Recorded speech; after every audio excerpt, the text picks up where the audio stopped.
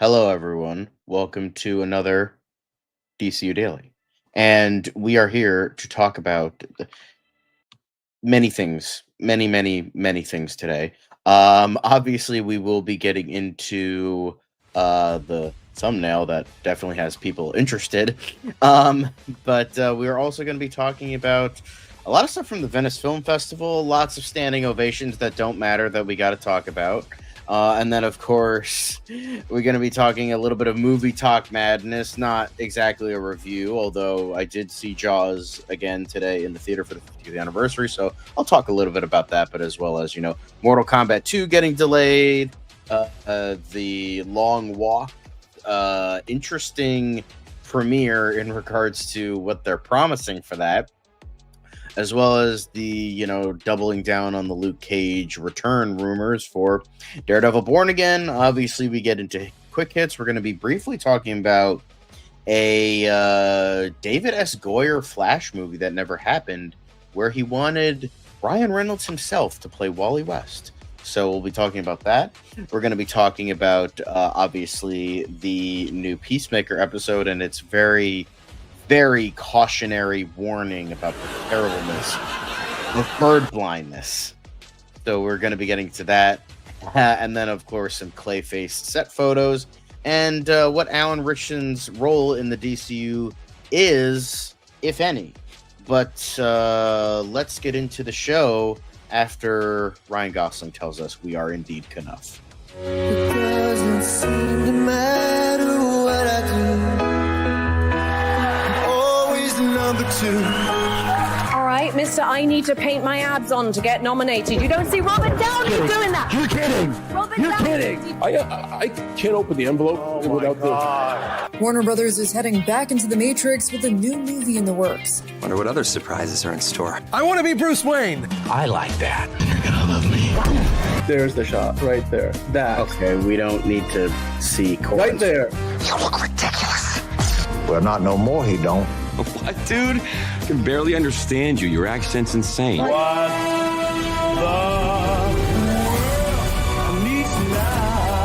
Give me a hand up. Nope, I'm actually okay. Thank you very much. Oh, wow. Wow.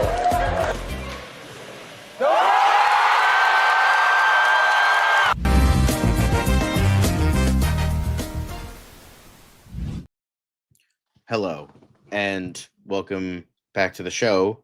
And there it is. We are going to be starting the news today.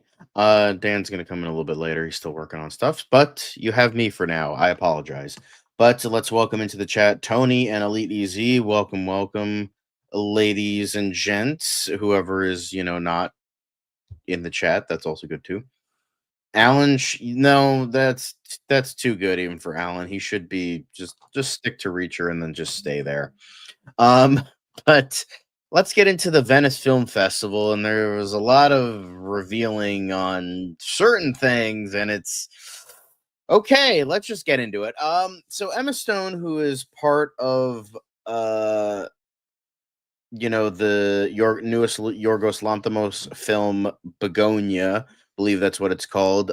She's gushing about Carl Sagan and then just says she believes in aliens. Okay. I mean, it's more likely than not that aliens exist, but with our hack job of a planet, they probably actively avoid us. So, yeah. Okay. I don't know why this is a headline. And it's for the next 3 months when America is actually a free country. You could say whatever the hell you want, and Emma Stone or Emily Stone as she prefers, then cool. But she was saying this. I don't know about looking down on us. Stone explained before adding that she has adopted the belief system of the late acclaimed mind of scientist philosopher Carl Sagan. I watched the show Cosmos and fell madly in love with his philosophy and his science and how brilliant he seems to be. Not he is, but seems to be. Okay. The idea that we are not alone in the vast expanse of the universe, truly not that we're being watched, but that we're alone out here is a pretty narcissistic thing to think, yes, I'm coming out with it. I believe in aliens. Thank you. Okay, it's not like you're coming out as trans. It's like, all right, it's like, calm down, Emily. It's not that big of a deal. Whoa, you believe in aliens? Congratulations. So does like the vast majority of the planet, I think. You're not special. So, but congrats that you did this magnificent achievement. Well, people get killed in the dirt for their race or their gender, but cool. Great. Congrats. Hope you have a nice life. Anyway, speaking of, Begonia director Yorgos Lanthimos is keeping on the crazy train here, and he's saying humanity is facing a reckoning very soon. Is that a threat? So the Greek auteur and Golden Lion winner joined the team from his Focus Feature release for a Thursday press conference, marking their first Venice Film Festival event ahead of a world premiere. So they call the film a really fascinating and moving, funny and fucked up and alive film. He was inspired by the 2003 Korean sci-fi film Save the Green Planet. It was essentially a remake, but like kind of sort of not really. But if you don't know what the film is about, it casts Stone as a high-powered CEO of a major company who was kidnapped by two rogue conspiracy theorists who believe her to be an alien intent on destroying planet Earth. It was originally developed by Ari Aster, and then it eventually got adopted by Lanthimos. And while the source material is more than 20 years old and Tracy's script was in the works for several years, Lanthimos said the themes and plot feel incredibly timely. I was immediately blown away. I felt it was so funny and entertaining, but also extremely impactful and made you really think about things deeply. I immediately was interested in making it. It felt relevant then, 3 years ago, and even more relevant now, unfortunately. And so he kind of goes on about how it's reflective of the real world. It's like relevant, and humanity is facing a reckoning very soon. People need to choose the right path. Otherwise, I don't know how much time left with everything happening in the world, and just kind of going on a weird sort of conspiracy theory kind of vibe. But yeah, you do you, bro. I'm sure your movie's pretty cool. I know, Emma Stone wrongfully won for your last movie, or one of your not Kinds of Kindness, but Poor Things, the second to last one. But yeah, but also, hi, Steven. Very nice to see you again. But yeah, just famous people saying crazy shit. Nice. Have you ever tried going mad without power? It's boring. No one listens to you. Anyway, but yeah, speaking of crazy people, Werner Herzog. Apparently, the insanity of Werner Herzog. He's joining Instagram, guys. So, it's yeah. Apparently, after the Venice Film Festival, it's kind of relates. So sure. Apparently the German director wants to, share a lot of things with you. And he opened his Instagram account this week with the tag, I am Werner Herzog. This shall be my Instagram. Very Werner Herzog thing to do. And I have been asked why I'm not present in the social media, but I am not using a cell phone or anything like that. But I had the feeling I should share work and everyday things with you. So I'm opening an Instagram account for you. So yeah, I mean, it's very interesting. This is apparently his Instagram. Here he is grilling a steak, and this person is very happy to see it. But Werner Herzog official, if you want to go give him a follow, then yeah, also nice chicken wings. I was eating jelly beans before, but yeah, this is oddly wholesome, especially after the whole humanity is getting a reckoning bullshit, and Elite Easy reminding us of the terrors of the world. But cool. I'm very happy for Herzog. I hope that he has a lot of fun on Instagram, and honestly, I'm kind of here for it. So I don't have Instagram. I don't ever plan on getting Instagram unless I absolutely have to, and my hand is forced. But yeah, I'm happy for Werner Herzog that he can actually do this. You know, but yeah, let's stick to the wholesome, guys. This is very nice and wholesome. Let's not think about the horrors of the world for 2 seconds. All right. But that's not it from the Venice Film Festival. But Park Chan-wook's No Other Choice gets 8.5-minute standing ovation in Venice. Oh, look, another standing ovation that means absolutely nothing. Cool, great. I mean, don't get me wrong, the man is an exemplary director, and I'm sure his newest film is fantastic. I mean, he made Old Boy, he made The Handmaiden, Lady Vengeance. The man is absolutely exceptional filmmaker, like 100%. Like, that's not even a question. But it's just like, I'll believe it when I actually watch the movie rather than, a bunch of rich people who have to circle jerk themselves by, giving everybody a standing ovation because, like The Whale got a standing ovation. Joker Folie à Deux got a standing ovation. Those films were not very good, according to most people. I mean, I like Joker Folie à Deux, but I don't think it's standing ovation worthy. Yeah, I'm anti-clapping. There it is. Just that's how we're going. That's how we're going. Anyway, I'm anti-clapping. That's good. I like that anti-clapping. There we go. Avoid all meta, including it. So, well, Werner Herzog is not doing that. So, but yeah, I mean, congrats to the movie. I don't, standing ovation is like a participation trophy in the Venice Film Festival circuit. So we'll see. But speaking of standing ovations, Julia Roberts' new movie, After the Hunt, got a standing ovation. And she was apparently wiping away tears, blowing kisses, and hugging the director, Luca Guadagnino, ex-Sergeant Rock film director. But, we did briefly touch upon the film when the teaser was released. It's like kind of like a Me Too cancel culture kind of movie. Could be good, could be, a little bit.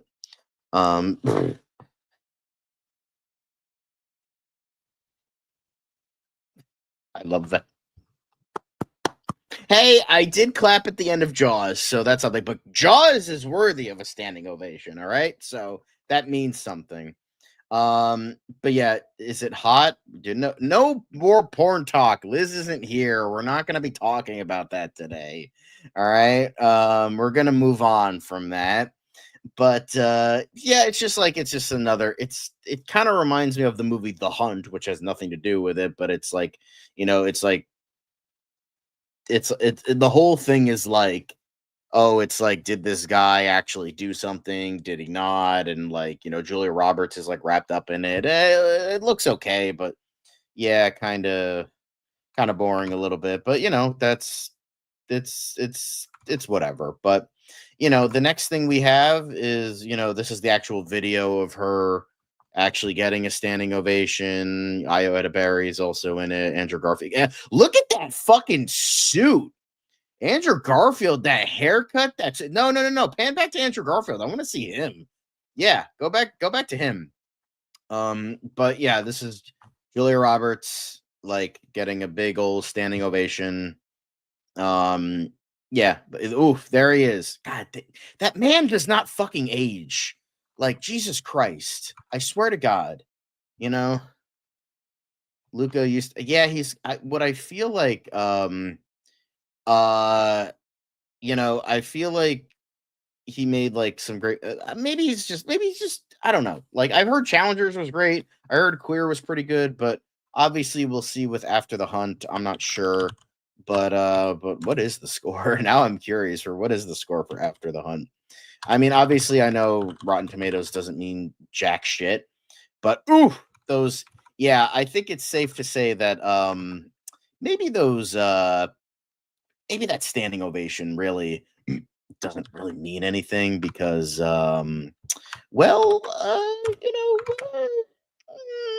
that's not great. It's not the best score. It's like about right down the middle, mostly rotten, hence why it's 48%.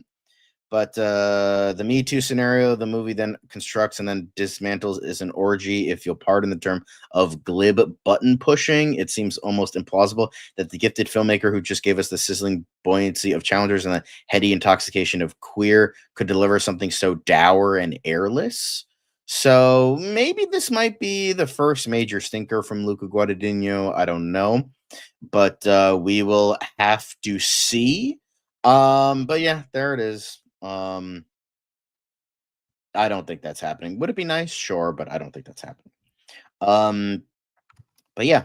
But going on to the very next thing, now we're going on to film festival crap, and we're going to Mortal Kombat. Apparently, Mortal Kombat 2 is now gonna rumble next summer. It apparently moved, according to competition, but the competition they had was very small, and now they're moving the film, which is now May 15th, 2026, to a week before Star Wars Starfighter comes out, or more Mandalorian and Grogu, one of the two. Yeah, whatever the next one is. I don't know which one's next. I think it might be Mandalorian and Grogu. So yeah, I don't know how that's a smart move, because apparently what was the original release date? Because when I was reading about it, somebody was talking about it. It was okay, so it was originally scheduled for October 24th, 2025, obviously this October. And not a lot of stuff is coming out in October. Not interested, Google. Get the fuck out of here. So the 24th was Springsteen, Regretting You, Begonia and Last Days, as well as Anniversary and Nouvelle Vague. I guess maybe Predator Badlands, but that's like 2 weeks away. I think this is a major, exactly. I don't know.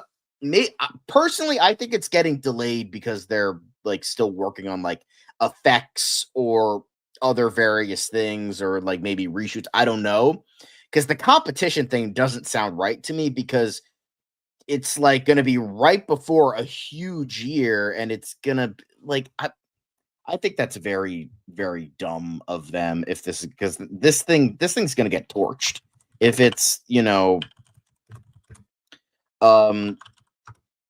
because I don't know. Yeah, May 22nd is when Mandalorian and Grogu is supposed to come out. Literally a week later. Yeah, I'm sorry, but Mandalorian is still pretty well loved. Star Wars is huge, way fucking bigger than Mortal Kombat 2. I think this is just the case of WB making very stupid decisions, because this doesn't make sense to me at all. Maybe, but here's the thing. The Conjuring is a Warner Brothers movie. That's not really competition. It's under the same flag. So it's like, I mean, maybe Tron Ares, but nobody gives a fuck about Tron. It stars a fucking like sexual assaulter. Like, I don't get it. Like, it just seems so weird to me. Yeah, I was probably gonna say, I'm gonna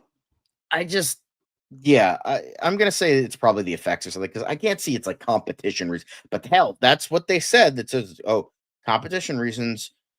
Obviously, let us have it, Jordan. What's your opinion on this? I hope it's passable.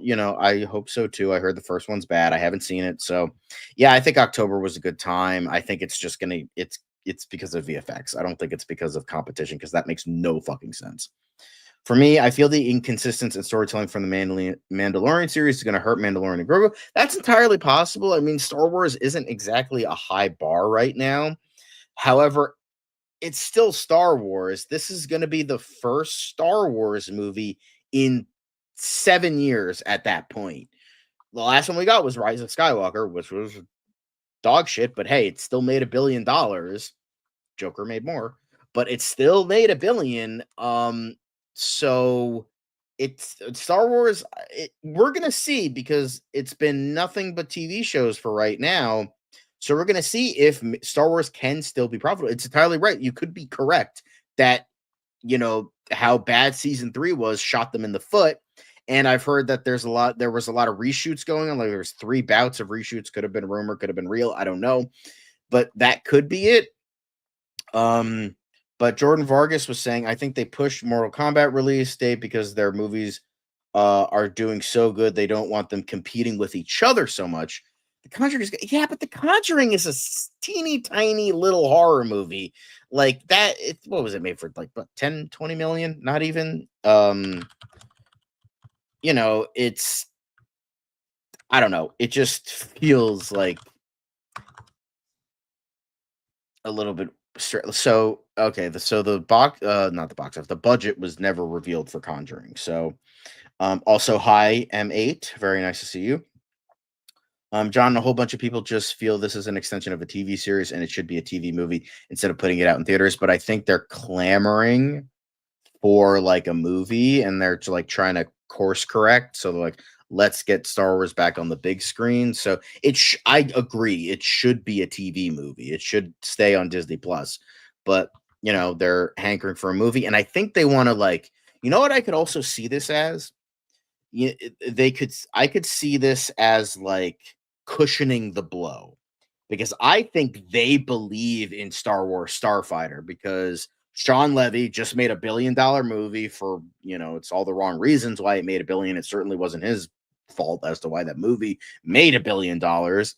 You have Ryan Gosling, who was just 2 years ago in a $1 billion movie. And you also have a stacked cast of a lot of really famous names. You have a lot of really famous people. And it's going to be more grounded rather than a big space epic, which is what a lot of people seem to want. So I'm going to take, this is John's theory time in regards to Star Wars. I know this is kind of steering away from Mortal Kombat 2 a bit, but my theory is they're releasing Mandalorian and Grogu. They're just kind of shitting it out into theaters. If it makes money, it makes money. If it doesn't, whatever. Because they're like, oh, maybe the safety net of Mandalorian, it being a good show, even though that last season was not very well liked by people. And we'll just shit it out into theaters. Cool, great, awesome. And then people will be like, oh, this wasn't great, but we haven't seen a Star Wars movie in quite a while. So like, okay, like let's see what else is next. And then when Starfighter's released, we still have the recency bias of Star Wars being on the big screen, and then Starfighter will come up and be like, oh, okay, that was much better. If it is actually good. I don't think it will be, but we'll see. Yeah, Mando be a better, yeah, it should be, hopefully. The Scream of Desperation, though, putting a TV movie out in theaters instead of actually doing a franchise for Star Wars. I mean, here's the thing, Moana 2 was essentially a glorified TV movie. Like, it's worked in the past. That made like shit tons of money because, people suck, but yeah, I could see that. But anyway, this is kind of steering away from Mortal Kombat 2, but Mortal Kombat is going to be appearing in theaters next May rather than this October. So get pumped for that. And next up, we have Paw Patrol: The Dino Movie stopping to mid-August next year. So anybody who actually cares about Paw Patrol, all 3 like I don't know if you're a toddler watching this. I hope you're not. But hey, it's gonna be, it's gonna be coming in mid-August. It was gonna be July 24th, but since that's a pretty big month, it's going into August 14th of next year. So if you have kids, then cool, great, awesome. Have fun. Anyway, speaking of Disney films, Questlove says the Aristocats live-action adaptation has been scrapped to Disney. Just wasn't meant to happen. Thank fucking God, because maybe Disney is kind of growing a brain here. Who cares about the Aristocats? This is one of the most like non-viable fucking Disney movies. Nobody remembers the Aristocats. I mean, don't get me wrong, it's a pretty decent movie. The only reason the Aristocats is like remembered at all is like, honestly, I can't think of anything. I thought there was going to be something, but now I genuinely can't think of anything. So yeah, here's the thing. It would follow suit into like Lady and the Tramp, the Lion King movies, where it's just like, it's not technically live action because it's following animals that you can't use real animals for. So why do it? And the fact that Questlove is would get a movie, that makes no sense to me. Like it's just, yeah. I mean, Questlove is awesome. That dude's awesome. Love it. Great. Seeing him in the Spinal Tap 2 trailer was fucking hilarious. But like, I don't get this. I don't get why this exists. I'm glad it doesn't exist anymore. Hopefully he moves on to bigger and better things. But I think he deserves better than a shitty live action remake that was probably going to be a dumpster fire when it came out. So, yeah. Oh, I didn't actually know that. Cool. Yeah, like he's awesome. He's great. But like, yeah, this would have been dumb. Anywho. But going from cutesy kid movies to back to the hardening world of darkness, we have The Long Walk. Apparently, Lionsgate's doing something interesting for the fatties of the world, like moi, and apparently their screening is going to have treadmills in it, where during the movie, you are going to experience what the characters are experiencing by walking on a treadmill at 3 miles per hour, and you have to keep up that pace for the entire, however long the movie is, like 100 minutes, 2 hours, and stay at that pace, because if you fall behind or stop, you will be escorted out of the movie. So, yeah. It's unique. I don't know if it's a good thing. People seem to be into it because, it's interesting. It's interesting. I mean, it's funny. It's also, hello, emo punk princess. Very nice to see you. Exactly. But yeah, I think this is kind of weirdly creative, innovative, and if you're into it, you're into it. I've seen a lot of people that say, "Oh my god, this is such a great idea." Hey, they could be bots, I don't know, but like, it could definitely be like, actually, I kind of want to see how long I would actually keep up for it. And I'm like, maybe this can actually finally get me to exercise my fat ass. I don't know, but yeah, paying to watch a movie, not to exercise. I elected to lead, not to read. Number 3. Anyway, if you know, you know. But I don't know. I think this is kind of unique. I don't know if it's the best idea, but like, it seems kind of fun. People seem to be into it. So, what if you have to go to the bathroom? Well, wear a diaper. I don't know. I mean, these guys can't go to the bathroom. Like, that's like part of it. Like, they cannot stop walking. So they just have to like fucking piss themselves. Well, obviously, I feel like they're gonna have to do like checks of like, hey, are you healthy and able to do? I feel like they're gonna cover their bases if this is the case. Um, I feel like this. Here's the thing, like exercising for like 2 hours, like that's not too bad. I've seen people do like a hell of a lot more, so I don't think this should be too bad.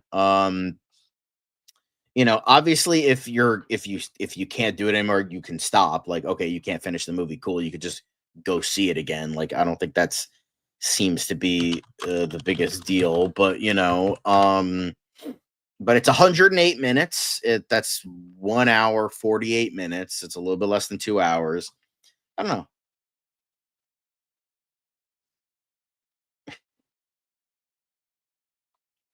Yeah, just like you have like just a gym bro meathead, like 3 miles per hour. Fuck that. I'm running this shit. Like, yeah, sign waivers. I feel like they're gonna do that. I don't know. I think this is innovative. I think this is kind of cool. Yeah, I agree. It's creative. Yeah, hit with your face. I don't know. But I don't know. Creative to me. But next thing we got is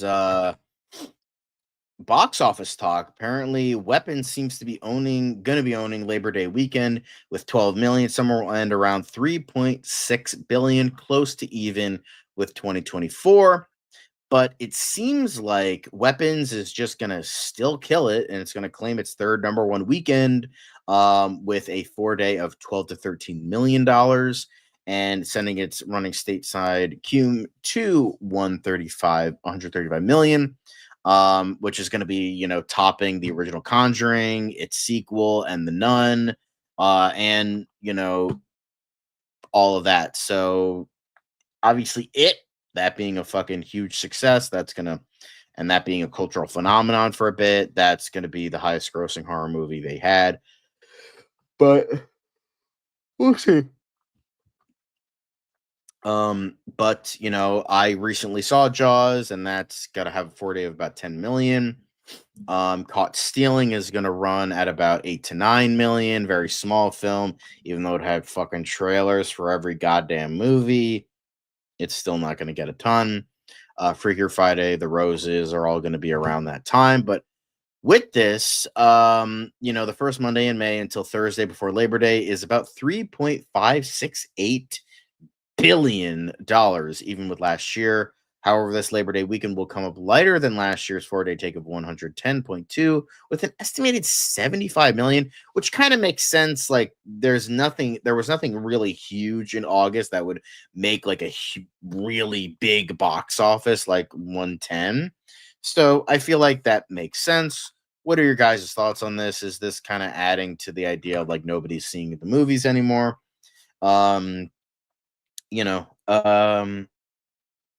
Ouch. Damn. Toxic Avenger, we did a review of that yesterday, so go watch that. Tony, don't actually do it. If a weird lady comes out before the screening starts, it says Happy Hunger Games. May the odds ever be in your favor. That'd be hilarious. Well, that would make sense because Francis Lawrence did direct all the Hunger Games movies, Catching Fire and on. So weirdly kind of work. But remember, The Long Walk came out way before Hunger Games, so there is that too. Ebono sleeping in chat room. Thank you, Tony. But the last bits of news we have is Mike Coulter. We briefly talked about this the other day, but there was a rumor swirling about that Mike Coulter was going to return in Daredevil Born Again, and this is kind of doubling down on it. We briefly talked about his appearance at New York Comic-Con, so as well as a Des Moines Comic-Con with Charlie Cox and all that. So, there's the whole idea of, as we all know, Mike Coulter played Luke Cage and Jessica Jones. Then he got his own spinoff. And, Daredevil Born Again stars Charlie Cox, Deborah Ann Wool, Kristen Ritter, and Vincent D'Onofrio have all been announced for the event. So is Coulter.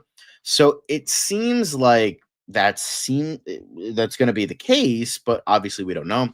I still have hopes for a Coulter set of a possible MCU return back in March. I don't think about it anymore. I think there's always time. I don't think it's impossible. Anything can happen.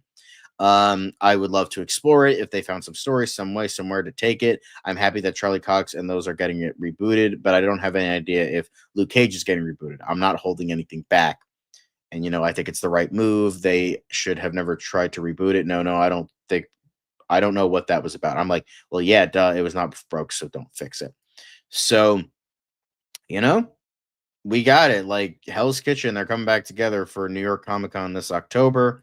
So book your tickets, guys. But yeah, Mike Coulter coming in. This could be the case that they're prepping this up because Luke Cage and Jessica Jones are, for lack of a better word, a power couple in the comics. So maybe they're trying to set that up. Maybe with Jessica Jones coming back and, she's coming in. So they'll bring in Luke Cage and then maybe they'll bring in Iron Fist next season after that. Because, I don't know. Yeah, that seems to be the case. No, well, here's the thing. Which Daredevil are we talking about? I never watched Born Again, so I don't know how good or bad that was. However, season 1 of actual Daredevil, like real Daredevil Netflix, that's amazing. So, okay. No, Yu-Gi-Oh! Yeah, but yeah, it could be very exciting. Would love to see him in the show again. Maybe I'll actually give season 2 a watch, if that's the case. But yeah, But the next bit of news we have in terms of the very small amount of MCU news we have is apparently Jinx Monsoon, who recently played her role in Doctor Who. Fuck, I forget it. Music Meister, whatever the fuck it was. Hold on. I gotta look it up because I'm fucking forgetting. Damn it, what was it? It was something with music, right? Yeah. Like it was definitely something with music. So hang on. Because it's gonna bother me if I don't. The Maestro, that was it. Maestro.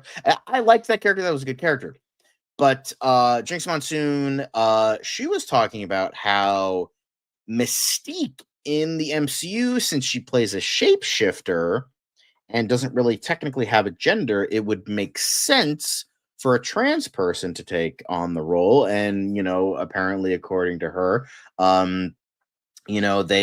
they echo gender exploration and transition. She's my favorite Marvel character of all time, and I relate to her so much, and I think a lot of trans people do. So she's, saying that maybe she'll throw her hat in the ring and play the role. Honestly, I've only seen her as an actor in Doctor Who.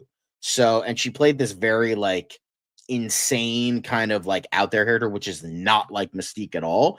I would have to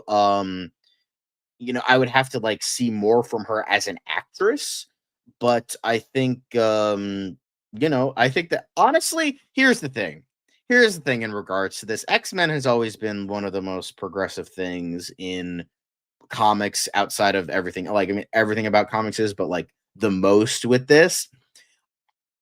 Anything to piss off the transphobic crowd, I'm here for. So if that means casting Jinx Monsoon, sure, I'm all for it. Just if it pisses people off, if it pisses the assholes off, I'm for it. Fuck it. Let's go. Jinx Monsoon for Mystique. Let's fucking do it. Morkana, hello. What's good, gamers? Pretty good. Well, I mean, that was that Chris Claremont wanted to do that for fucking years. Like, he wanted to do that back in like the 80s, but like Marvel was like, no, you can't do that. So they always like kind of danced around the topic where it was essentially canon, but they couldn't say anything until now. So,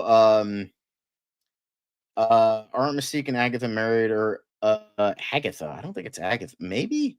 I know Mystique is married to someone, but I don't know who it is. Again, I was like kind of familiar with it.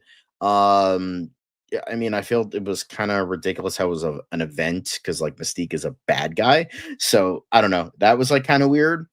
But yeah, I think I think this could be good. It's just like from an acting point of view, I just haven't seen a performance from her that would warrant like, oh, she would be good for this specific role kind of thing. But it would piss people off. And you know me, I love to piss people off, love to spite people. So, that's just how it be. I don't know. I don't read modern Marvel stuff because most of it's crap. To be fair, most modern DC is crap too. So I don't even bother. But whatever it is, whatever it's going to be, let's just move on from it because we got to move on to the getting into quick hits. So let's get into these wonderful, wonderful quick hits. So first things first, it's a little bit more serious, and with that, I do have a thing to say about this, but this is about Bruce Willis. Apparently Bruce Willis's wife made the hardest decision to move Star out of family home as his dementia worsens. Now, I have seen a lot of people, mainly like red-pilled incels, saying, oh, look at this. Women dump a man on the street, just like how they all do it. Just like, I'm just going to say this. I'm going to say this, and then we can move on. I have seen how dementia wrecks a person from the inside out, as well as the surrounding family. And I'm willing to bet that all the assholes complaining about this have not seen that. And I think this was a good decision that she made. It's obviously a hard decision to make because with dementia patients, they need around the clock, top tier medical care. And if they don't get that, it can just be even worse than you think it is. And I've seen how that can damage a family and the surrounding people around them. So, yeah, I think this was a good decision. I think all the people who say this is a bad decision and blame it like on a gender thing can seriously shut the fuck up because you're fucking idiots who don't know what the fuck you're talking about. And I hope that Bruce Willis gets the proper care he needs and that they are handling the situation okay. So, you know, it's very sad to see this, and I think all the people that are making this like a men versus women thing just need to like go out and fucking touch grass. I'll just leave it at that.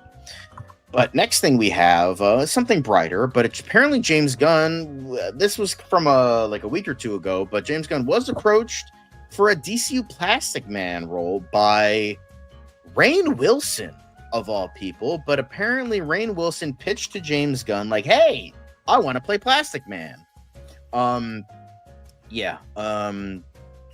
Exactly.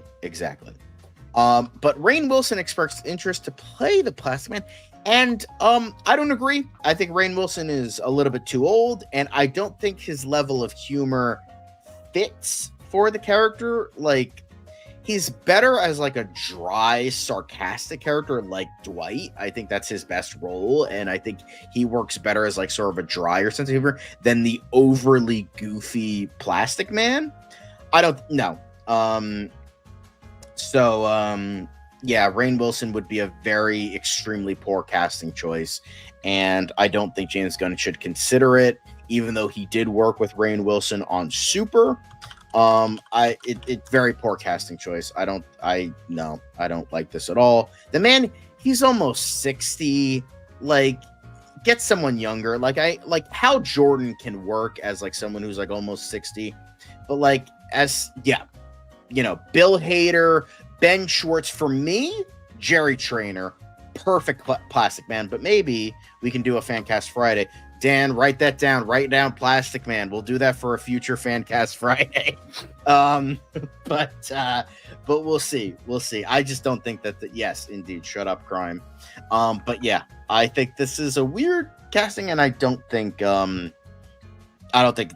they should do that. And James Gunn should move on to better choices for the character if they do decide to bring it in. But next up, we have a certain someone doing a little dance for the Peacemaker season 2 episode 2 premiere, because Steve Agee posted this in regards to the celebration of Peacemaker. So yeah, there he goes. Very nice, very wonderful. There he is in those goddamn like New Balance sneakers and rugby shirt. But yeah, we absolutely love to see it. But next up, speaking of caught stealing, this little kitty cat fucking rocking it at the premiere. The cat that was in the film, the Tonic the cat, showed up at the premiere of Caught Stealing. Very cute, very nice. Love it. His famous butt dance. Booty. Yes. Looking like a serial killer, glasses and all. Yep. Looking like a Jeffrey Dahmer cosplay. But yeah, cute cat. Woohoo.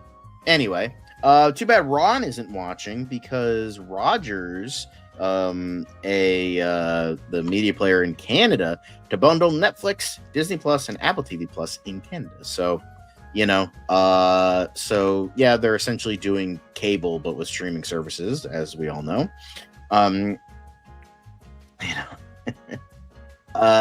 Yeah, cool, great. Congrats to all the Canadians that have Rogers. Woohoo! But apparently, Studio Canal acquires the international rights to Mike Figgis's Megalopolis Fly on the Wall film Megadoc. Apparently, Studio Canal have acquired all media rights worldwide, excluding North America, on Megadoc, following the making of Francis Ford Coppola's polarizing 2024 blockbuster.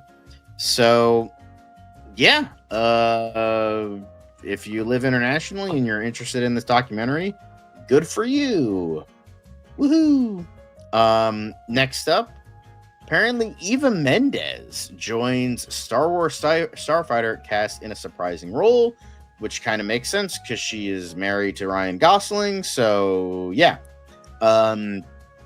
But it's already been reported that Amy Adams is playing the sister of Ryan Gosling's character and the mother of Flynn Gray's young lead. Now, Daniel Richtman, who's not as bad as Jeff, not great, but not bad either, is reporting that Ghostwriter and Hitch Eva Mendes has been tapped to play the wife of whoever Gosling is playing. So just pull the whole Mr. and Mrs. Smith thing. Just get the wife in there and have him play the real version and all that. So, her last movies were Place Me on the Pines and Lost River in 2014, because I think she took a break from acting to take care of her kids. So honestly, she's a good actress, so I could definitely see it. But this is just a rumor, so who knows if this is correct. Also, hello, M2G. Early 2000 stars are gaining relevance for the win. Ouch. Anyway, and last but not least, Channing Tatum, Oscar Isaac, and Zazie Beetz set to star in New York crime story Cockroach. Apparently, stranger who takes on New York's criminal elite, transforming himself into a larger-than-life crime boss in a city where power is everything. So very typical, but could be cool. This sounds nice. I'd watch it. Love me seeing Oscar Isaac. Love some Channing Tatum, and Zazie Beetz is pretty cool too. So yeah, sounds like a good time. That's it for quick hits. Yeah. So we can turn off the music. Get that the hell out of here. Boom. Quick hits. Easy. There we go. But thanks for watching this side of the whole bits and pieces. But we'll still be talking about DCU Daily, and then after we're going to be doing Fancast Friday. So thanks for tuning into the news side of things. We are going to be moving on to DCU Daily, where we are going to be talking about Ryan Reynolds as the Flash. Very interesting. Let's get into it. It's another project that's been blessed from the beginning. There's the shot right there. That. Okay, we don't need to see right there. Hey, buddy. Eyes up here. Now you want to get nuts? Let's get nuts. Here we go. Victory mine.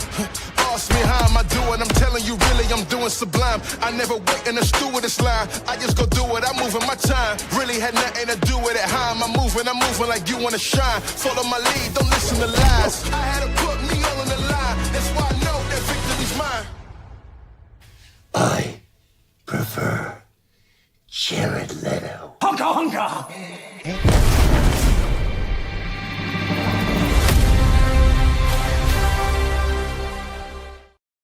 All right.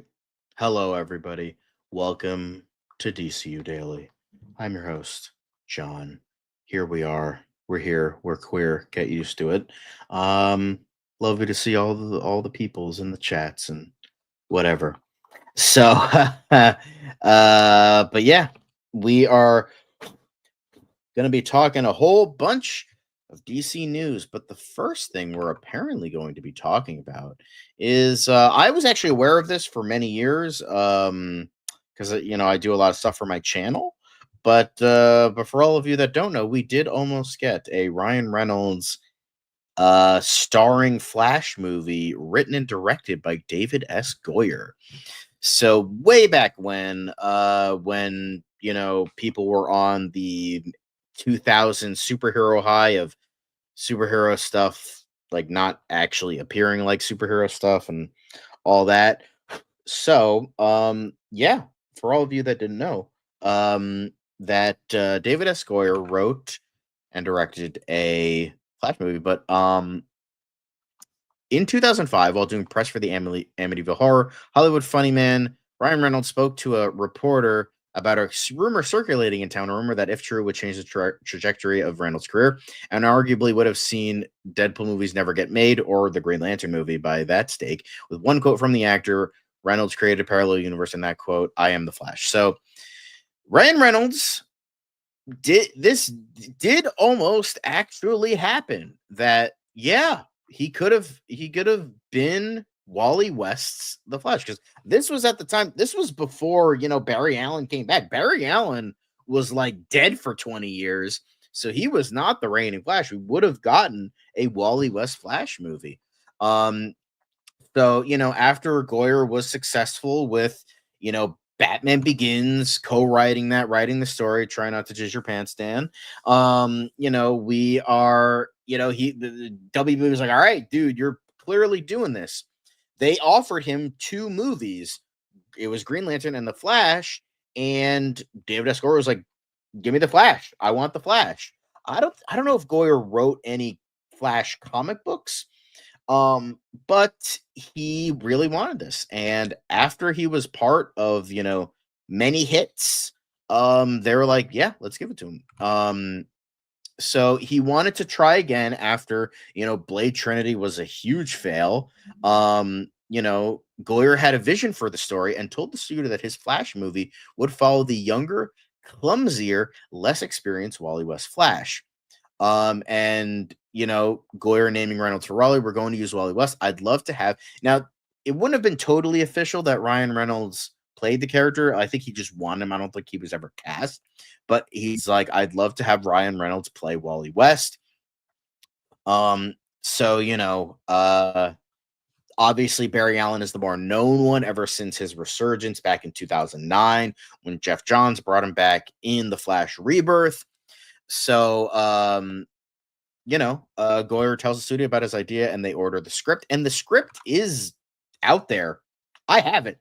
I have the script. I have David S. Goyer's The Flash. I have not read it, but I do, in fact, technically have it able to read, and it's dated October 3rd, 2006. So, yeah, it's very, very intriguing. And very, it's, I don't know, like, I'm kind of torn on whether or not this would have been good or not. It would have been better than the fucking 2023 movie. But it goes into like a whole, it's like a lot, it kind of runs through the whole like script idea. He did say, he did specifically say this. He wanted, in regards to, Goyer was very passionate about the script.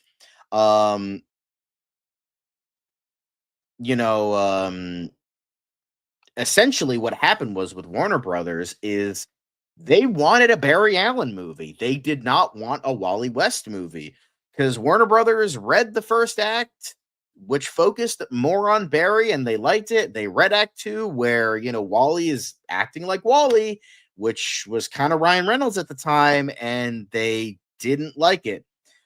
They wanted something more like Batman Begins, which is not The Flash at all. They wanted something more grounded, and, Goyer was really passionate about this movie. He described it as very Raimi Spider-Man-esque, and he defended this version of the script.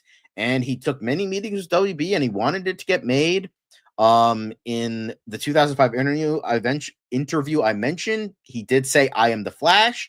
Although a couple years later, he said, I was never signed on, as I mentioned, but he'd love to play Barry. And, there was a whole thing. So you could read more on this article. It's on Joe Blow. I don't want to get too into it because I want to focus on other things, but yeah, it's definitely a very, very interesting sort of thing in regards to this. So, it's, it could have been interesting. I don't know how good the script is. I have not read it, but it is out there, and I do have it. There is a later version that was by Chris Brancato, which is dated a year later on September 4th. So I don't know about anything about this version. I don't know if it was like a changed version of the Goyer version, or if it was like the grounded version they wanted. But yeah, here it is. David S. Goyer's The Flash. I don't know if I'm going to get in trouble by showing this, but here it is. I do have it. Maybe I will read it eventually, but that's neither here nor there. Let's get into the next part of the show. But the next bit we have is it's of course getting into Peacemaker. Got to get into Peacemaker. We got to get into the very, very big importance of bird blindness, guys. And James Gunn's telling us that bird blindness is a very real and very serious condition. And guys, you gotta be more aware of this kind of thing. It's like sometimes you just look at a hummingbird and you're like, I don't know what that looks like. I don't get what the size is. It's very hard, and you can't demean people. Mr. Economos, I get it. He was not aware, and he made some rather crass jokes, which he has since apologized for. Don't worry, to Mr. Flurry. But bird blindness is a huge thing, and you just gotta be really aware, guys. It's gotta look inside. Gotta extend the kindness and make sure you are aware of this horrifying condition. And just make sure that gotta be aware. Make sure you are aware of the horrors of bird blindness. Yeah. Hashtag burn blindness awareness. Anyway, but gotta care for the people you know. Anyway, sorry, I can't keep doing the serious thing. I'm sorry. It's just ridiculous. Anyway, I'm loving this. Like, I can't wait for this to be like a major running gag on the show, because I'm sure it's just perfect and wonderful and ridiculous. They're gonna, not just with Eagly, I hope it's with like other characters too. And got attacked by a duck. I love this so much. And here's the thing, like, not many people can pull that off, but Tim Meadows can. Tim Meadows can 100% pull it off, and it's very, very wonderful. So moving on to the next thing, apparently Peacemaker got a little bit of a Applebee's ad. Yeah. If you like Applebee's and you like Peacemaker, then good for you. I hope this commercial was directed by James Gunn himself. I kind of weirdly hope so. I don't know. I just feel like that would have made things a lot better. And Cupid doll. Is there a Peacemaker? I hope there's a Peacemaker meal, but just again, loving the marketing, loving the advertising. I don't think I have an Applebee's near me, but that's kind of one of those like Cheesecake Factories. They got everything at decent prices, but I'll probably not anymore because everything's like $400 now. But moving on to the next thing. But apparently the Peacemaker episode 3 title may hint at a major DCEU return. And that, the possible spoilers is titled Another Rick Up My Sleeve. So that's pretty much like, yeah, most likely Joel Kinnaman is going to appear in the alternate parallel universe. Because as we saw, probably, as we saw, at the end of the final, at the end of last week's or yesterday's episode, spoiler alert, if you don't know, you can mute me real quick, but Peacemaker did go into the alternate perfect dimension, and he sent the text to Harcourt, that version of Harcourt, and she said, "Hey," with a broken heart. So that could mean whatever that means. And then he also heard his dad and brother talking about how he went missing. So obviously we will see. But I'm very curious how this goes. And it's probably going to be that, Rick Flag Jr. is going to be dating Harcourt. So, TV show, why would I do something? Sure. But yeah, I think could be cool to see. I do like me some Joel Kinnaman. I have been watching For All Mankind. Again, Dan, try not to jizz your pants. But I have watched the first 2 seasons of that show. Great show. Joel Kinnaman does a great job. I mean, Ronald D. Moore, I think, has it out for Joel Kinnaman with how much shit happens to him on that show. But, it's still a good show. But, I think he has a personal vendetta against Joel. I think, Ronald D. Moore hates Suicide Squad. So he's like, you know what? Fuck this guy especially. I'm going to make it so that, every worst thing happens to him. So, maybe it's an apology for the RoboCop reboot. I don't know. But, no, James Gunn already confirmed it's not the DCEU. It's not the DCU. It's just another dimension. It's just another universe, one of the 99. So it seems to be that in this world there is a multiverse of 100, or he just has access to 99 others in addition to his own, which makes 100. It's not the DCEU. It's not anything like that. It's just like a seemingly perfect world. And my theory is that the Nazis won World War II in this perfect world, which makes it not so perfect. And then Peacemaker leaves. But we'll see. Robo shit. Yeah. I don't know. I never watched it, but it looked kind of stupid. But anyway. But yeah, it seems like Rick Flag is going to be returning next episode for Peacemaker Season 2. Get pumped for that. But yeah, and apparently Peacemaker Season 2 now ranks as the highest rated live action superhero show on Rotten Tomatoes, with the exception of that one fucking guy, Justin. Fuck you, man. Loser. Fucking loser. Anyway, but it's okay. We'll be fine. It's still at 99. That's still an A+. That is still an A+. So highest rated live action superhero show of all time. DCU is in fact winning. It's one with an animated show, it's one with a live action movie, and it's one with a live action show. So now all we need to know, animated movie, dynamic duo, if that completes the quadfecta of live action and animation, TV shows and movies, we'll see. We're getting it in 3 years. So congratulations. I'm not anti-clapping now. I'm just regular clapping. Anyway. Never doubt James Gunn. Well, unless you're Snyder tards, but we don't count them. They're not real people. Yeah. All the people, all the pearls are being clutched. And yeah, but they're still watching. They're still watching, and it's high rated. It is high rated. I'm curious what it is for the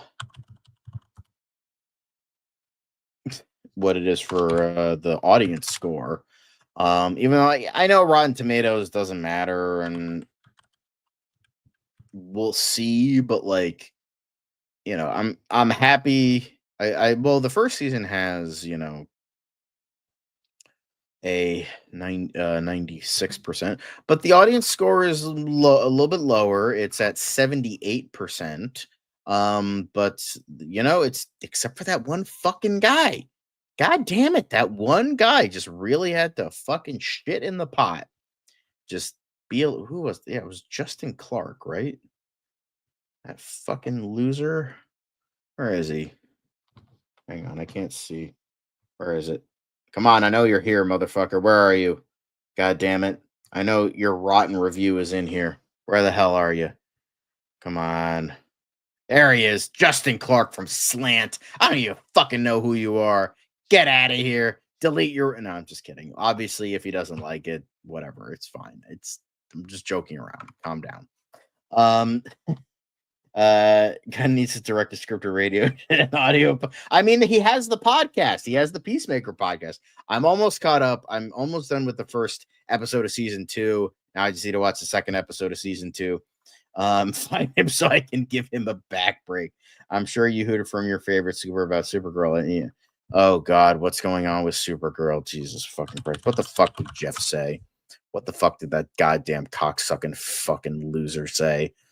All right. Well, we're not going to talk about it now. We'll talk about that douchebag next week. So, we're just going to keep things light and happy for now. All right. And congratulations, Peacemaker. God damn it. Why you got to ruin my joy? Why you got to bum my joy with that stupid loser? Anyway, Bane could be a good chiropractor. Could be a good chiropractor. If you never became a villain, good chiropractor. But, now we're going in from the Peacemaker to the Batman. Not the, well, I mean, Batman in general, not the Batman, but you know what I mean.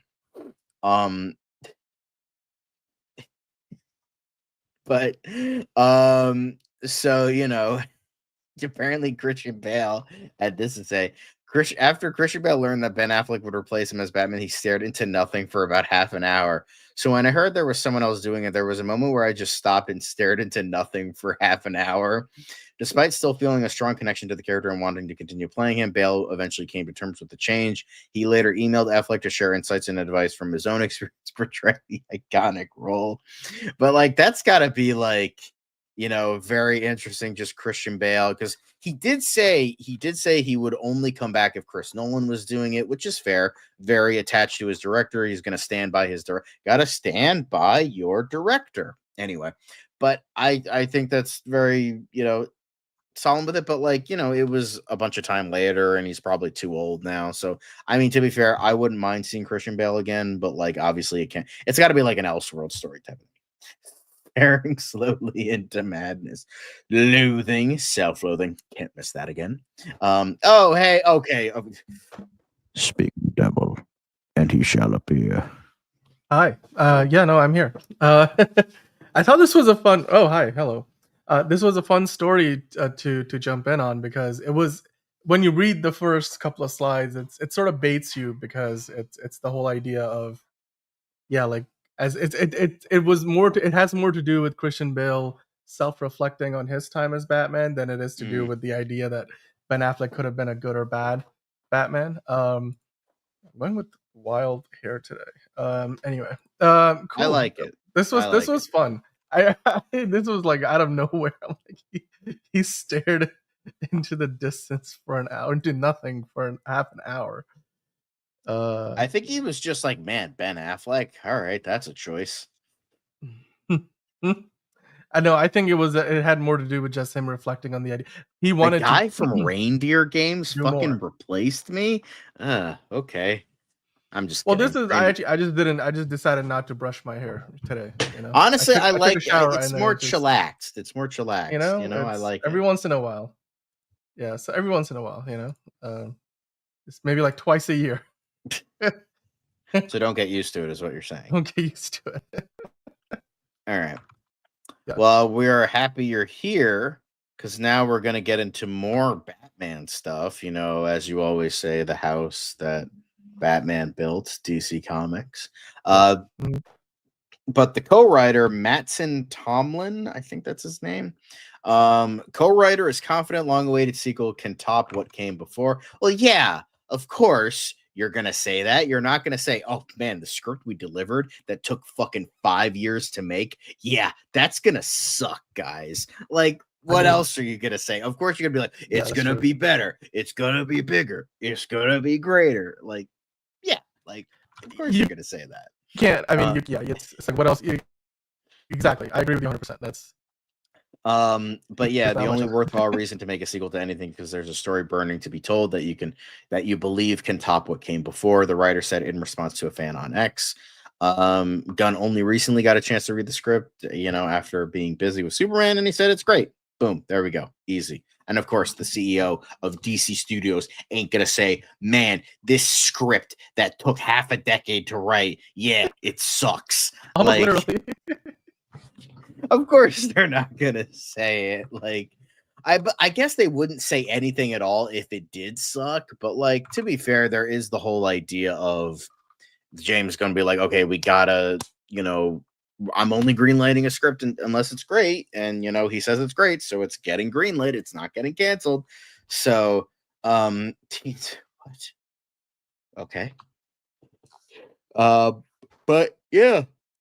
No, I'm not Yawning surprised. again. I apologize. No, I'm not surprised at all. Although, again, remember the first movie? It was not the co-writer Matt and Tom. It was Dylan Clark, the co-producer. He was just going off about how it's like the best thing, since sliced bread, and it's going to be better than The Dark Knight and stuff. And just I think that to me that was something that kind of threw me off, and it was off-putting. Like my first viewing of the movie was affected by that. So I do hope in that sense I think they've learned their lesson. So yeah. I mean, like you said, what else are they gonna say? So yeah. Right. Exactly. But yeah. Lovely to see it. I do hope it's better than the first, because I was a little bit disappointed by the first movie. I think it's a very good 2-hour movie wrapped in a 3-hour movie. So there's a great 2.5-hour movie wrapped in a semi-decent 3-hour movie. So, yeah, sometimes Dan's audio kind of goes in and out. I think that's due to mic issues or something, but he'll be fine in a second. It's okay. Yes. I'm gonna fix that. Sorry, I'm working on something in the background. That's why. Fancast. And Fridays see, now you're okay. So. Now you're okay. There it is. Right. But we're gonna keep the Batman train going with a little bit of Clayface. The production seems to be gaining momentum in Liverpool. Liverpool, John, we gotta get the Clayface anyway. So for Clayface, apparently these are what the Gotham police cars look like. So this seems like it's denying that rumor that it's going to be taking place in LA, because it's obviously it could be like, oh, it takes place in Gotham for like 2 seconds and then it goes to LA, but the fact that they have they're spending money on like a police car like this, and one, it's probably going to take place in Gotham, period. And two, yeah, it's modern, so that shows that it's going to be in a modern setting.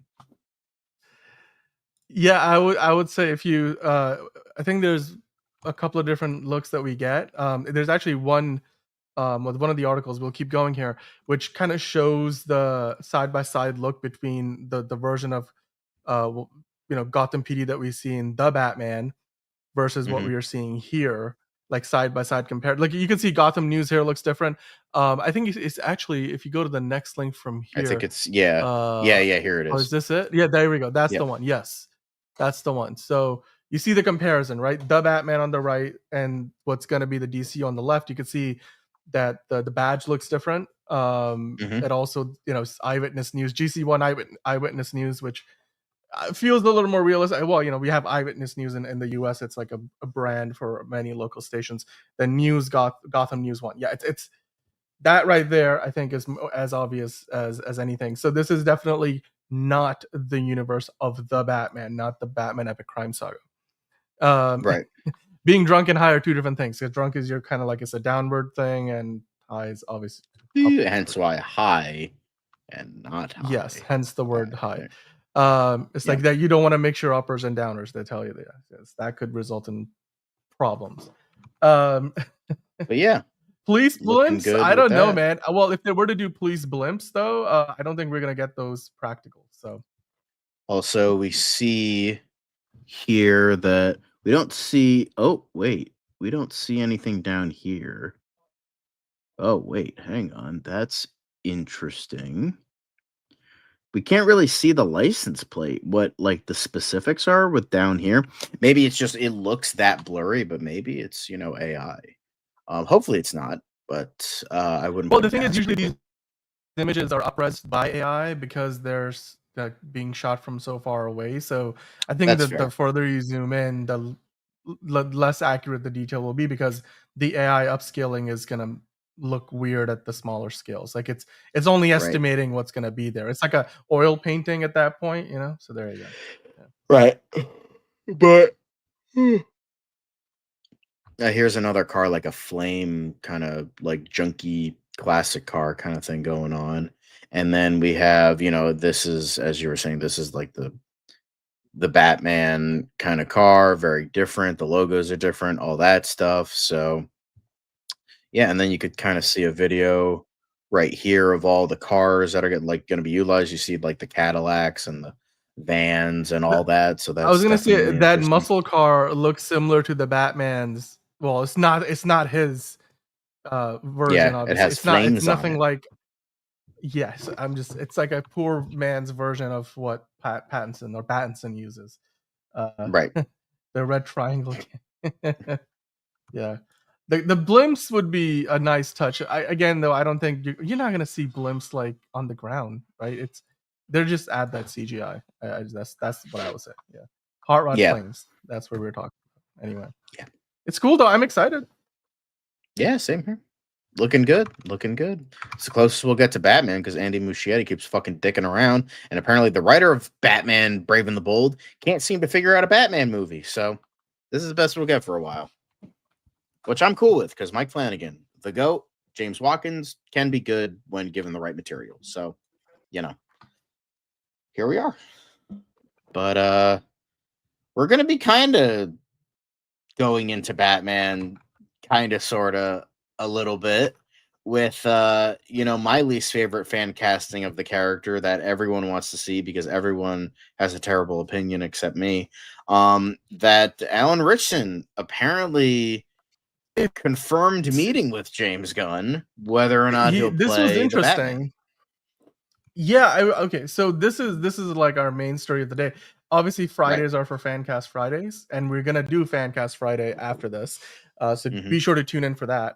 But in the meantime, John, like you were just mentioning, this story came up out of nowhere for me, because there was an interview in Variety where essentially Alan Ritchson was asked about, well, are you still interested in playing Batman? And he said some really interesting things here, John. If you're able to scroll down, we can go through the quotes. And basically what he said, and these are his words. Well, it's not rumored that James Gunn is a fan. He said it himself, as in a fan of Alan Ritchson. And I am a fan of James Gunn, said Ritchson. Absolutely, I don't want to mislead people. Words have been exchanged about Batman, but I strongly don't think that Batman is in my future. I do think there is something in my future with DC, and I would like that to remain true. So with that in mind, I mean, hey, this kind of opens it. Look, clearly, and John, you can kind of scroll back up on the article. There's a few things you can take away from this. James Gunn and Alan Ritchson have met before. Obviously, Alan Ritchson played a DC character in the Titans show. Not the most well liked. He's really popular right now with Reacher. He's publicly proclaimed his interest in playing Batman. So all of those things line up. But him saying, I do think there is something in my future with DC, and the fact that he's saying I'd like to keep it that way, means that, hey, don't go out there blabbering your mouth and like giving up any kind of details you've talked about in secret, because it might jeopardize the chances of that becoming real. It's not really like there's pen to paper or anything yet. So that begs the question, and John, I would like to bring you in on this as well. James Gunn, by the way, if you just quickly, the whole to deny one possibility, but basically what I was getting at is that it begs the question, if not Batman, because he said, I strongly don't think that's going to be in my future, but I do think I'll be in the DCU. I think there is something in my future with DC. What could it be? Like, who would he be playing potentially? Like, there's so many options you can think of. There is one character, though, that he probably won't be playing, John. And if you can pop that open, because this actually comes from a couple of years ago when James Gunn was freshly installed as co-CEO of DC Studios. He had at the time, just as you can see it from the 123 weeks ago. Yeah, thing. basically debunked the idea that he would be rebooting the Shazam character with Alan Ritchson in the role, even though a lot of people think he could be a great Shazam. So it looks like, if we're you going know, off his like Blue Mountain State days, then sure. yeah. Um, But it looks like Shazam won't be in the makings. But John, that led me to kind of go with a little bit, you know, on the hunt for potential other options, because why not? It's Fancast Friday, and we Yeah. got a fan cast for Power Goal that you guys voted We on do, coming up we after the do. show. But we figured, why not give you a bonus fan casting? And so let's talk about Alan Ritchson potentially, you know, in the DCU. Who could he play in the DCU? If not What Batman, could then it who be? else? Or I guess if not Batman and Shazam, then who else, John? So I figured let's maybe make like 5 picks. We'll talk about them. We'll talk about the feasibility of it. Like, I'll get your opinion on it, and then we can Mhm. you know, get the chat that you guys can let us know what you think. Monique is in the chat. Hello. Hi, Monique. And then we got Bear the Cape saying Orion potentially, Bane, Wildcat, Captain Atom, already Aquaman in the chat. So with that, John, the first pick that I made, because I thought this would be pretty obvious, because if you remember in the DCEU, they kind of went off type, especially in terms of what we were used to with this character in the comics. So maybe James Gunn, you know, doing what he is doing with Superman and, you know, with other characters like even Supergirl and such, he wants to go back to the roots of what these characters are in the comics, all these DC characters. So why not? Why not maybe do the same for Aquaman? Do you think Aquaman would be a good fit potentially? I think, what was it? Tony, I think, suggested. No, Enterprising suggested Aquaman in the chat already. Do you think going off the comic book look of Aquaman, and obviously the physique, the height, and just everything that, you know, fit the physicality that Alan Ritchson brings to the role, and the charisma and just being able to, you know, throw punches and such, and charisma in the sense that the guy, you know, his presence would be known, right? It's, he walks into the room, he's intimidating. Aquaman was, you know, infamous for always being bullied for like the character just coming across a bit wimpy in the design of it. That's why I think they went, like, Zack Snyder was like, I'm gonna go so far off type, there's no effing way you're gonna think Aquaman ain't a cool dude. And I mean, you couldn't get a better person to make that point than you know, Jason Momoa. And there was a lot of aura farming in the first Aquaman movie. So do you think Alan Ritchson can now take that baton and run with it while having a more comic accurate look? Not saying you can't go with a non-white, you know, actor. I mean, he has, as you said, he has the material for it because he played the character already in Smallville. So maybe it could work. It's just like, he would have to, like, I don't think he's good for Batman, because I think the reason that people were calling him for Batman was because, oh, he's big, and I want a big Batman because Ben Affleck was big. I'm like, okay, that's, and they're like, oh, but like Jack Reacher is smart, and so is Batman. And it's just like, okay, he's a brawler. Batman can brawl. It's just like, it was very surface level things with that character. And so I feel like Aquaman would have to be more in touch with something different, because like Batman, you're just taking surface level aspects of a character he's playing currently and just copy pasting that onto Batman in very surface level ideas. Oh, he's smart. Yeah, but Jack Reacher is a very cold, emotionless, calculating guy. That's not Batman. Like, Batman can be that, and he has been that in the past in various things, but like, I feel like with this version they're going to go with like the more family oriented Batman. I can't see Jack Reacher doing that. And yeah, he's a brawler, but he's more like a militaristic bar fight brawler, like, you know, like, but I like Batman's more like a ninja. Like, that was the whole, like, look at, you know, Batman Arkham City and all that. He's a ninja. Like, that's how that should be. And you know, I just feel like all the stuff was like surface level. Oh, he's big. Well, maybe a big Batman shouldn't be the case. You know, look at Robert Pattinson. He did a great job. He was smaller. It's fine, whatever. But Aquaman, it would be like, okay, that's so different from what he's currently playing, and it can buy into what he's done before. I don't really know much about his Aquaman in Smallville. I've heard he's fine in the role. So now that he's gotten a little bit more experience acting, well, experience, very loose term, because I still don't think he's that great of an actor, but this would like be like, okay, this is so out there. And with the rest of these choices, it's very out there that it's like, okay, he would have to prove something to me personally, because it's like, very unlike with what he's doing currently, and I think that would be more applicable to like what he's doing. And I like that. I do think he could be good. I think there are better choices in this, in what you've picked. I'm gonna throw my hat in the ring at the very end. But I think Aquaman is a decent choice. Maybe not a great choice, but I think there are other guys who can handle that better. And maybe we'll discuss that in a later Fancast Friday. But I think he could do a good job in the role. Okay, no, I mean I think that's pretty good. That's a pretty good take on all of that. And speaking of takes, Bane has got a take for us. Deathstroke. That's the next pick that I had. I mean, do you think Alan Ritchson would play a good Deathstroke? Again, he's got the physique. You look at it left on the side of the screen to the right side of the screen. I feel like that's about as perfect of a role. I think that's you don't have to talk obviously as they much. would have to do He's gotta kick the some same ass, you know? thing It's- yeah. with what they did for Joe Manganiello and like dye his hair, because it's very unlikely you're gonna get an older guy who can fit into the physique for Deathstroke, because Deathstroke is like his body is like of like a prime like 30-something-year-old, but he's much older, like in his 50s or 60s, and his like body kind of looks it. So you need to get someone who is younger but can like portray old, and that's what Joe Manganiello was for his 2 seconds as Deathstroke. God, he would have been so fucking good. But yeah, but I think he could do this because this works better because Deathstroke, many people see him as the antithesis for Batman, even though he's fucking not. I mean, Bane, the real antithesis of Batman. Bane, just like to say that. But I think Deathstroke could be good because again, Jack Reacher is essentially like is cold, he's emotionless, and that works for more villain-esque things, but it just so happens that Jack Reacher is a good guy.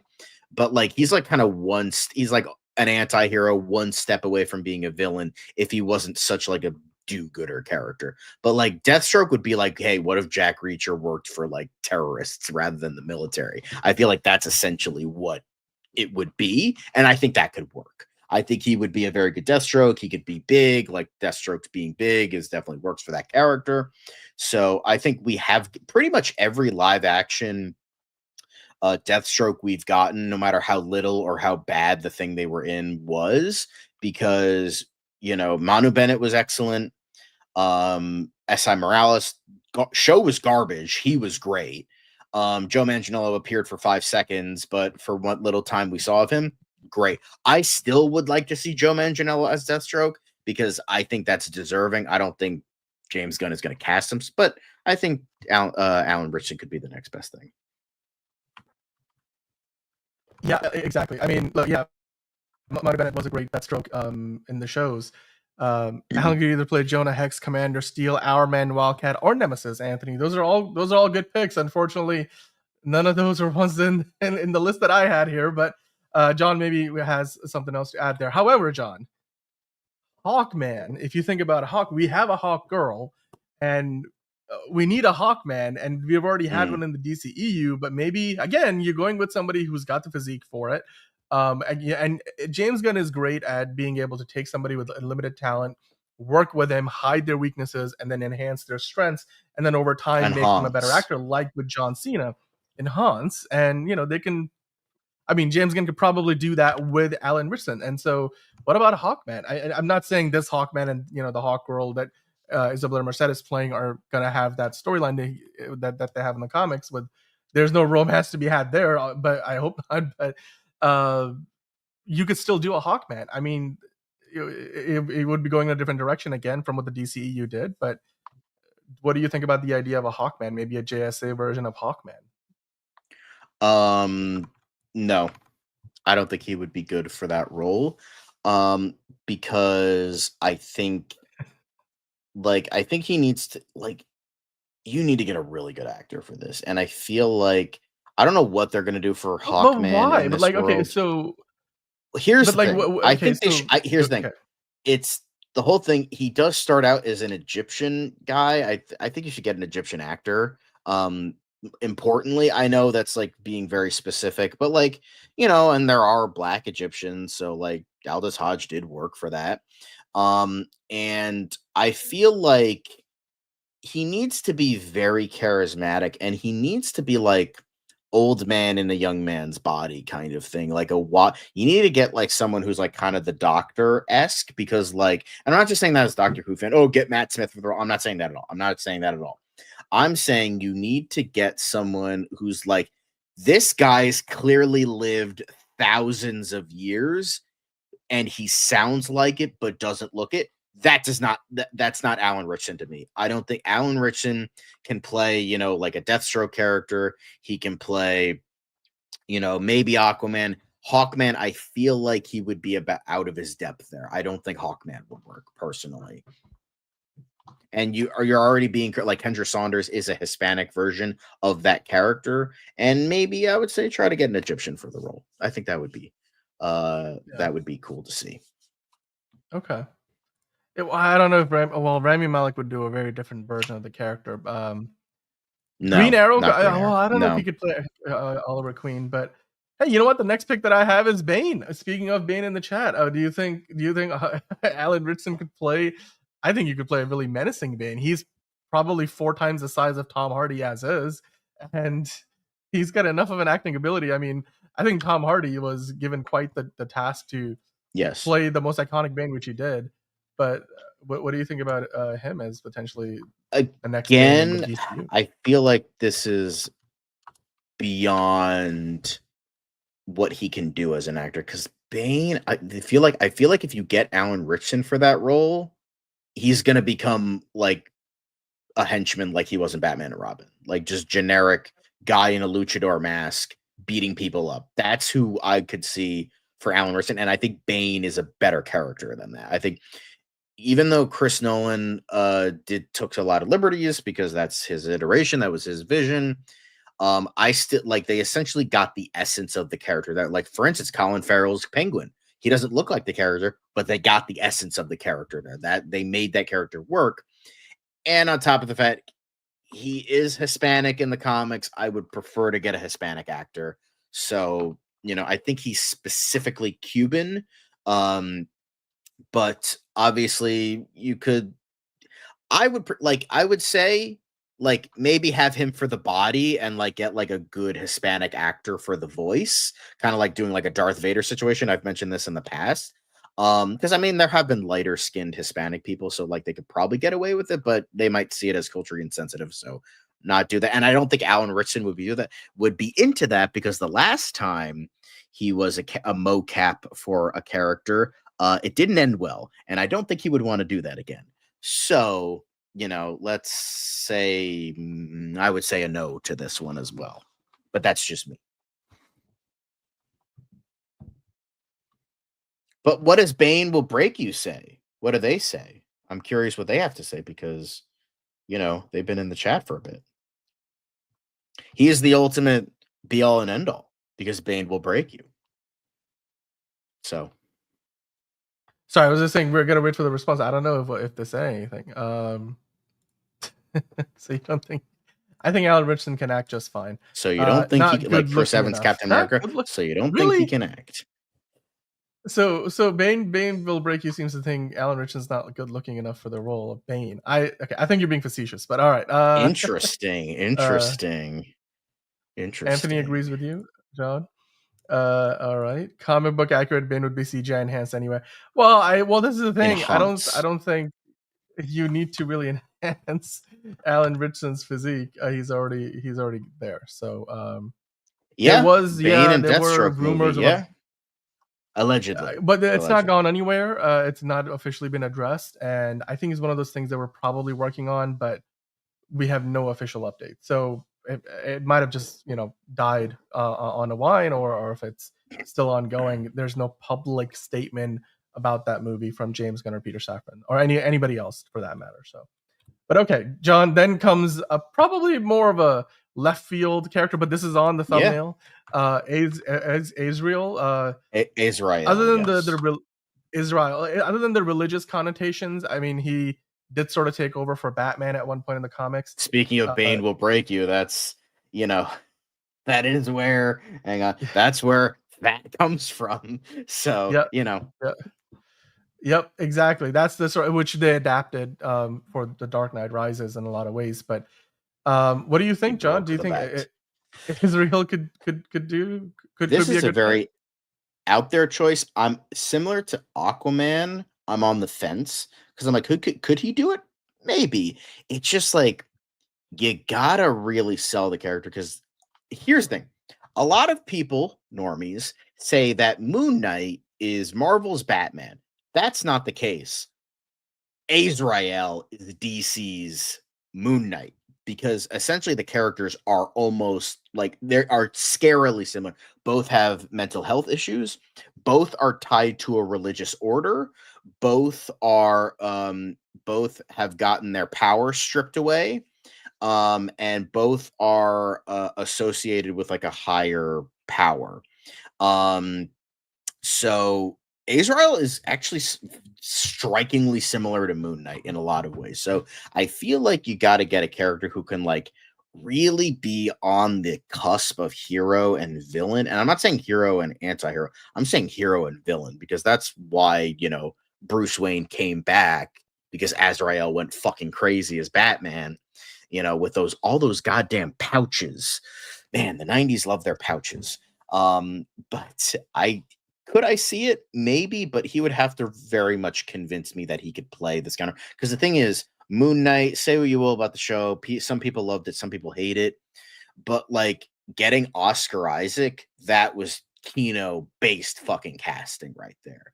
Because that dude is one of the most talented and underrated actors working today, and he could have definitely sold that multiple personality type shit and like kind of like a lot of depth that character can have.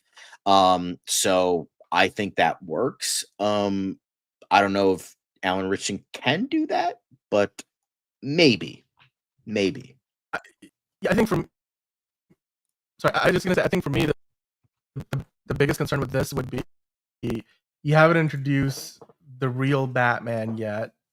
It would be kind of like jumping the gun a little bit, pardon the pun, to go and introduce Azrael, unless you're willing to wait for a while, unless this is something that's going to happen a long time from now. A Wonder Woman villain like Ares could work. It would definitely work. I mean, he could play a great villain, but I don't. Well, it's also a matter of I think that if they bring him in, they probably don't want him to be a one-off character. I think they want this guy to stick around. Like, there's a reason why he's part of the Fast and Furious franchise now, right? Like, he's the kind of star that you want to bring in and keep around for a few movies. Ocean Master could work. Depends on who they cast for Aquaman. If they don't cast him, no, Margot Robbie did not play Azrael. I don't know what you're talking about. Max Headroom, Dan. What? He played Harley Quinn, my guy. I don't know where you got Azrael from. I don't know. I mean, that seems like a weird situation. So, anyway, and this would obviously be the Jean Paul Valley version rather than the Michael Washington, Michael Lane. I forget who did the second Azrael, but yeah, him. Yeah. Well, okay. So, I think he's saying John and Dan, but knowing James Gunn, don't you think he's going to do a deep cut DC character? He would, but I mean, you gotta at one point. Here's the thing: you have to still fill out the roster of all the big Michael Washington Lane. That's who it is. Anyway, I think he's also like Alan Ritchson is too big of a name these days to just bring in as like a random deep cut character. So I think Israel could work. The only thing is it's too early in the DCU to bring in a character of Azrael like that deep. Again, we haven't seen any of the main Bat family characters unless he is one of the Bat family characters that we get introduced within. Well, that would mean that Bane already broke the Bat in this universe because that's when he kind of comes in to be part of the Bat family. So I'm curious how they would work with that. Yeah. So exactly. That it's tricky. All right, Tony. Let's not be mean in the chat. All right. Anyway, we're talking about okay. Anyway, the live action debut of Metallo. You know what? Sure. Actually, that's one I didn't think of. Do you think John Metallo could be a good pick? Maybe. I think that could be good. Okay. All right. Well, I mean, we already discussed that at the top of the fan casting, so Yeah. All right. Well, okay. So who knows? Who knows with James Gunn at this point? yeah, it's also a matter, again, they're still trying to figure things out, right? However, John. Right, the bet. However, I still think there's a possibility he could just play Batman. It's just a bonus. I'm like, it's that whole they're throwing us off the scent, so maybe it could just end up being Batman. I hope not. Do you because believe I think in he the would suck possibility? as Batman, but that's just me. Fair enough. Yeah, I'm just saying it's very possible in my eyes, at least. It depends on the kind of Batman you're going for. But hey, guys, let us know in the comments, guys and gals, everybody in the chat. I'm gonna actually If you're throw my watching hat in live- the ring before we finish. Okay, I'm go gonna ahead. throw my Go hat in the ahead. ring. Okay. Because there's one I literally didn't think of this until we started to go live and you mentioned it again. I'm like, wait, that would be fucking perfect. I'm sorry, I wish I could have told you earlier, but I was like, I just thought of it when we started to go live. So I'm like, okay, I think Alan Ritchson could be good. Wildcat in flashbacks, because the thing is, that's Jack Reacher, because he's a brawler, he's big, he's a douchebag, works on all three, and Wildcat is an intelligent guy. He's not he's not Batman levels of smart, but he's a smart guy, a deep cut character too. Yeah. So I think Wildcat would be perfect for Alan Ritchson. I think it doesn't require a ton of acting ability. He can make it work.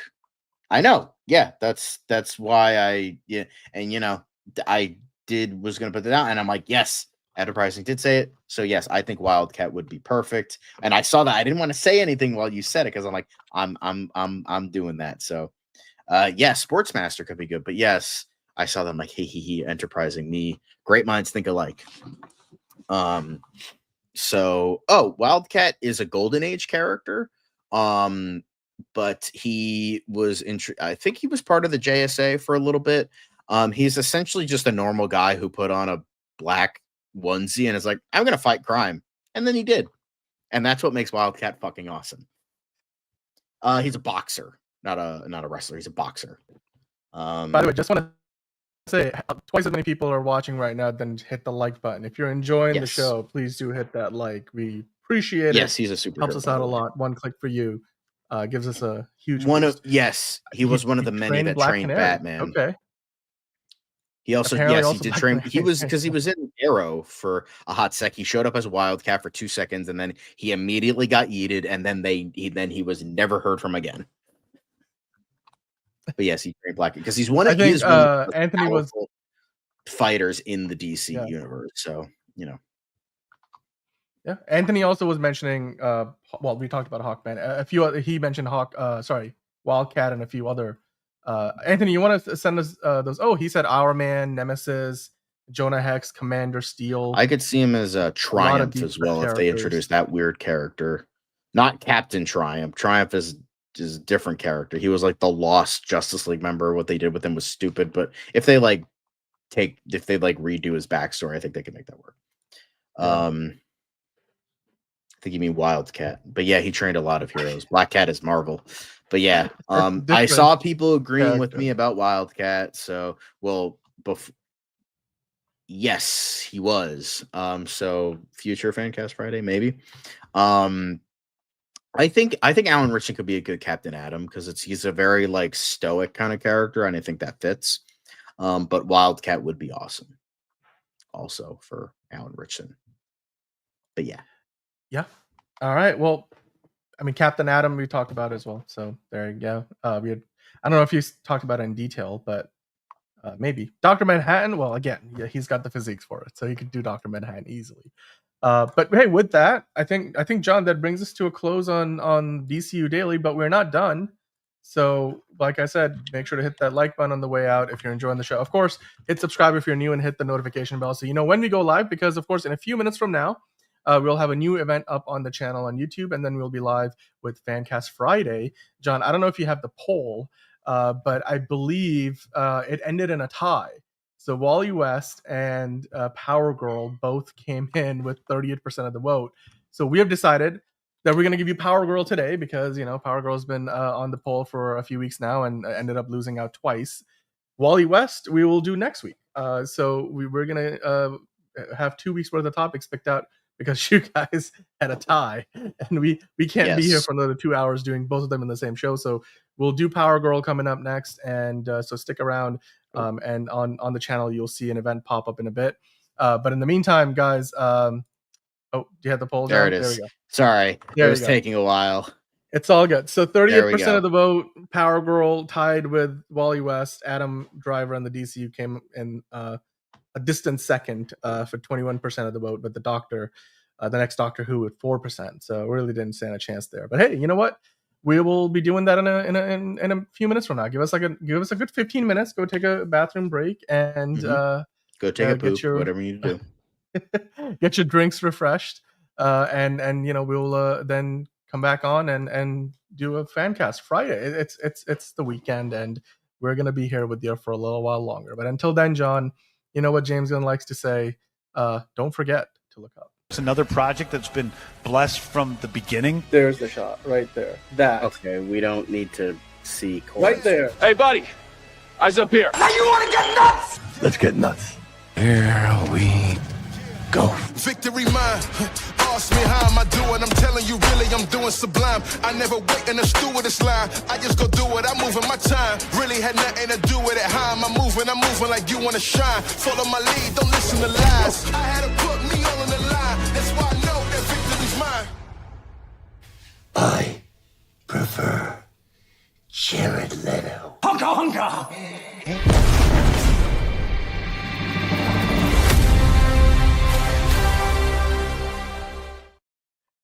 Fuck Jeff Snyder.